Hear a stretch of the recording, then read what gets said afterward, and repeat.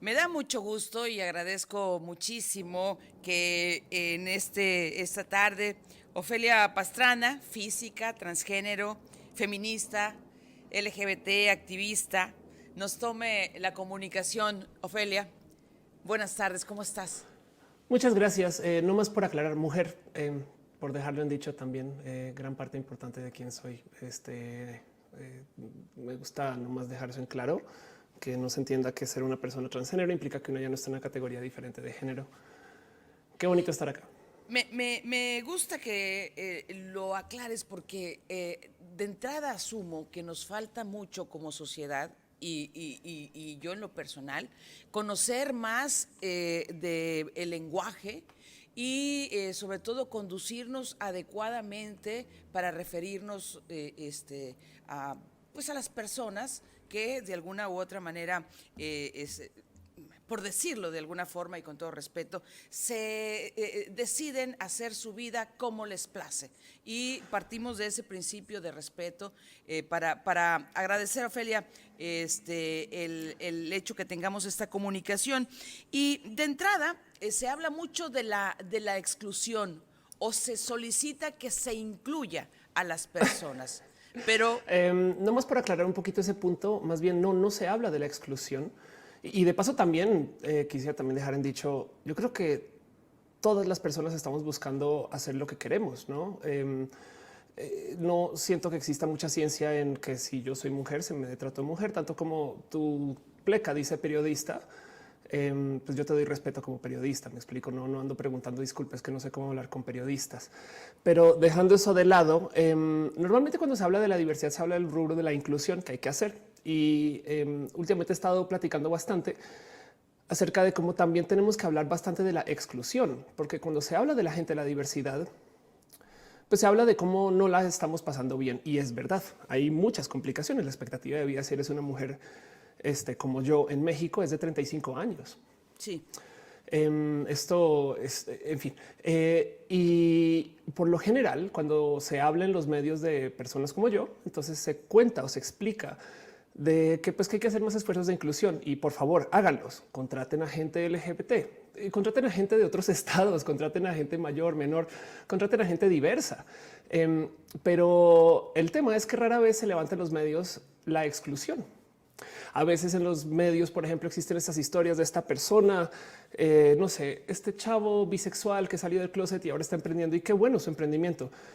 Pero al salir del closet lo corrieron de casa y los medios no se toman el tiempo de ir a preguntarle a padres o madres por qué lo corrieron de casa. Cuando se habla de que a alguien le despidieron de su trabajo, pues se habla de la escena y pues por supuesto que hay que hacer eso, pero luego nadie va a preguntar por qué lo despidieron. No hay gente que genuinamente aboga, pero a calidad de querer llevar esto a Corte Suprema. Esto sucedió en Estados Unidos, por ejemplo. Aboga por poder tener el derecho de no venderle a personas de la diversidad, no rentarle un departamento a una persona porque es gay. Y luego lo impresionante de esto es que en qué momento esto es una gran construcción de sociedad. Me explico como que acá hay un problema inmenso y es que por lo general es que imagínate si las noticias de los feminicidios ignoraran del total que hay hombres agresores. No, entonces todo es culpa de las mujeres por ser mujeres. Perdón, es al revés. No, yo creo que también hay que hablar un poco de cómo tenemos un problema que además es muy presente en millones de cosas pequeñas y grandes, en el cómo los esfuerzos de la exclusión pasan por ahí impunes. La gente se asume que es normal que sea homofóbica, transfóbica, cuando la verdad es que digo, yo siempre he dicho que si alguien sale del closet de joven, quien tiene que ir a ver el psicólogo o la psicóloga son los papás. Sí. Y el tema es que esto suele ser como un modo de enfocarse en estas cosas que normalmente no está muy presente, porque se asume que quien está mal es la persona de la diversidad, cuando la verdad es que el mundo es diverso.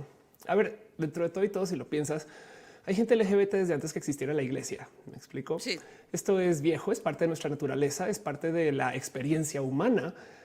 Y esto no es para nada una moda ni algo que de repente llegó, pero actúan como si fuera una cosa por fuera de una supuesta normalidad. Entonces, por eso me gusta hablar acerca de la exclusión, que normalmente no se menciona. Y ahí la aclaración. No. Precisamente para allá iba. Tratando de poner en contexto que hablamos de inclusión o que estamos buscando la inclusión y demás, pero no hablamos de exclusión. Quiero comentarle o decirle al auditorio que he recuperado un post en Twitter que subió el 27 de noviembre del 2018 Luis Videgaray. Y dice: un gusto y un honor, Ofelia, entregarte tu carta de naturalización como mexicana. La primera que el gobierno de México entrega a una persona transgénero. Muchas felicidades. Es decir, también hacer referencia a esta efeméride, si me permites la expresión, porque bueno, finalmente tú la traes contigo, pues, es decir, de alguna forma tu activismo te llevó o te coloca con esta parte en la historia del país. Sí, bueno, en últimas, la verdad es que sé algo que decir ahí acerca de lo amable que fue esta situación conmigo, donde yo nací en Colombia. Soy mexicana y el tema es que el gobierno de México tuvo la bondad de hacer cambios en sus procesos de ley para permitir que una persona naturalizada también pueda tener acceso a las leyes de cambio registral de género en sus documentos, que antes no existía, no había tal cosa, porque técnicamente cuando tú inmigras, a ti te dan un documento que se llama carta de naturalización, que es, por así decir, un análogo de un acta de nacimiento. Y esa carta de naturalización antes no existían procesos para modificarla o actualizarla. De hecho, en una época te la daban y era la única que tenías, y si la perdías, pues gran problema. Pero bueno, el caso es que ahora existe un proceso para rectificar esa carta de naturalización, lo cual entonces permite que tú puedas hacer un ajuste como hacer un cambio de género en tus documentos. Y eso es lo que se está celebrando. Y en ese entonces es correcto. El señor Videgaray me entregó mi documento. Creo que él no estaba enterado, no era la primera vez que se hacía este trámite para una mujer transgénero, no más que en este caso en particular lo celebramos así. Y como tanto se dice de que la gente LGBT nadie nos va a apoyar en ninguna esquina, entonces yo le doy la bienvenida a que esto se celebre en redes y aprecio mucho que también la Secretaría de Relaciones Exteriores haya dado su apoyo en su momento, porque pues gracias a esto es que yo puedo proseguir con mis documentos, que en últimas, la verdad es que es complejo porque yo ya había nacionalizado mi trámite en México. O sea, yo ya era una persona mexicana antes de esto y de repente volver a ser una persona sin documentos por haber transicionado, pues es cruel, no es de plano. Imagínate, porque transicionaste, no puedes votar. Eso es injusto. Claro, entonces, totalmente. me alegro mucho que estos procedimientos existan. Ahora vale la pena mencionar que eso todavía no es válido en todos los estados de la República.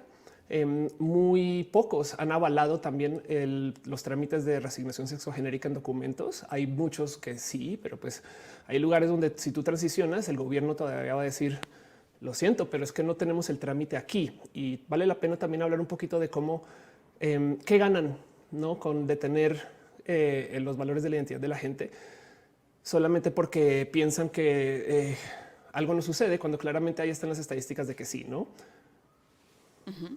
Ahora, evidentemente tú dices que vives una euforia de género. Sí. Pues es que no hay nada que me he gozado más en la vida que el ser mujer. Y yo creo que hay mucho que decir acerca de eso. Hay unas cosas espectaculares de la vida cuando tú te identificas como eres, pero de nuevo, esto no solo es algo que tenga que ver con género. En mi caso, yo ahí encontré mi euforia. Pero habrá quien, y corrígeme si estoy mal, dice qué bueno se siente ser periodista. Periodista, claro. No, es de esto soy y a esto me dedico, o aquí pongo mi energía. Entonces, esa es la euforia. Mucha gente habla acerca de una disforia de género cuando se trata de los temas de transición, que también existe. No es simplemente un no sentir como yo me debería de, según lo que dicen algunas personas. Y entonces eso es otro modo de enfrentar el por qué una puede transicionar. Mi transición en particular como Ofelia viene del hecho de que a mí me encanta ser quien soy y lo voy a perseguir. Porque en últimas, la verdad es que yo soy una mujer porque puedo. Y entonces de ahí viene este proceso de euforia. ¿Cómo vives los transfemicidios en México?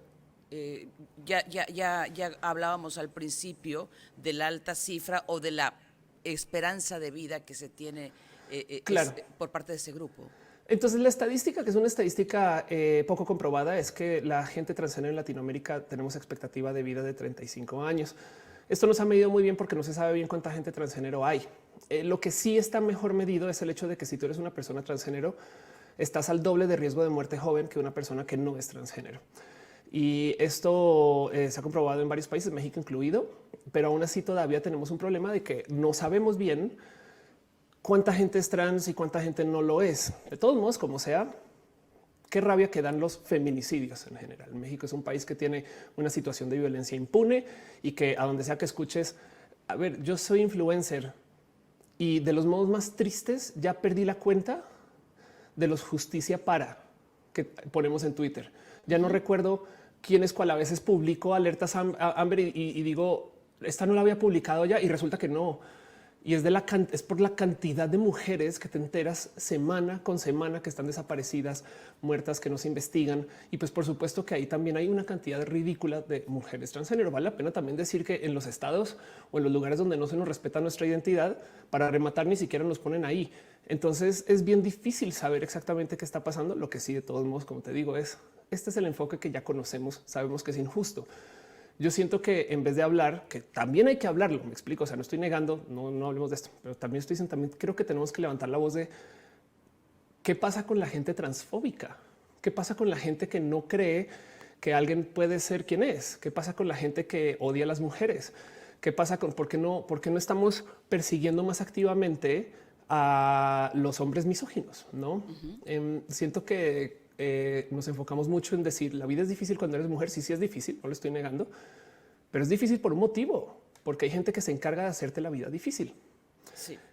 Y ahí tenemos que sentarnos y por lo menos dar un poco de por qué nadie ha ido a cuestionar a ese jefe misógino que ahí está sentado muy calmado y que mucho daño le ha hecho a muchas mujeres, por ejemplo. Por dar un ejemplo al azar, no se me inventé este jefe hipotético, pero yo sé que existe.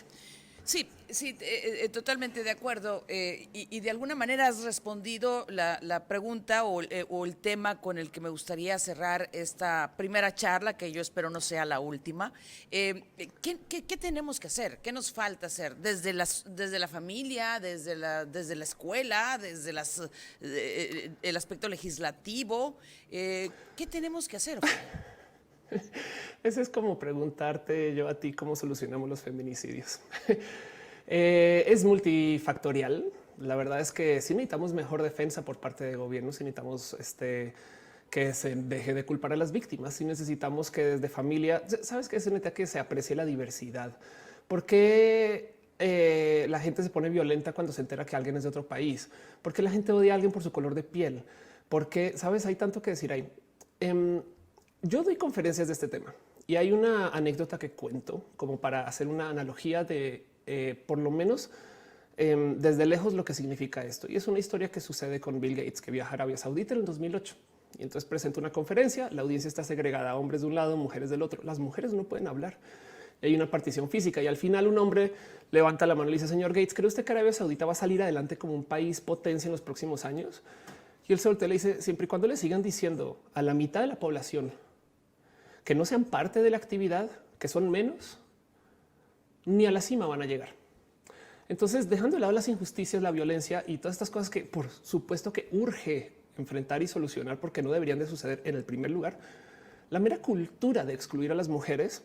A ver, es que ¿cómo es posible que las mujeres se nos den trato de minoría si hay 3 millones más de mujeres que hombres en este país? Somos la mayoría. Pero aún así, de todos modos, nos tratan como si fuéramos la persona rara que llegó a la escuela de ingeniería, la única mujer en el espacio de trabajo, la única mujer que llegó a una reunión, ese tipo de cosas. Es bien raro. Entonces, ¿qué hay que hacer? Híjole, la solución está en millones de lugares, pero bien que comienza desde el que tenemos que enfrentar que no porque alguien sea diferente, entonces ya es inferior, menos, es alguien que nos confronta, sino que al revés, todas las diferencias son aprendizajes culturales y es impresionante que existan muchos hombres que insistan, por ejemplo, en no querer trabajar con mujeres. Y eso, tú dime cómo solucionamos el problema de los feminicidios desde ahí para arriba. Pues para empezar, hablándolo abiertamente y de frente como ha sido en esta ocasión. Yo te aprecio muchísimo tu tiempo, tu disposición e insisto, que no sea la última. Muchas gracias, Ofelia. Muchas gracias y ojalá mucho de esto se pueda seguir platicando, por lo menos.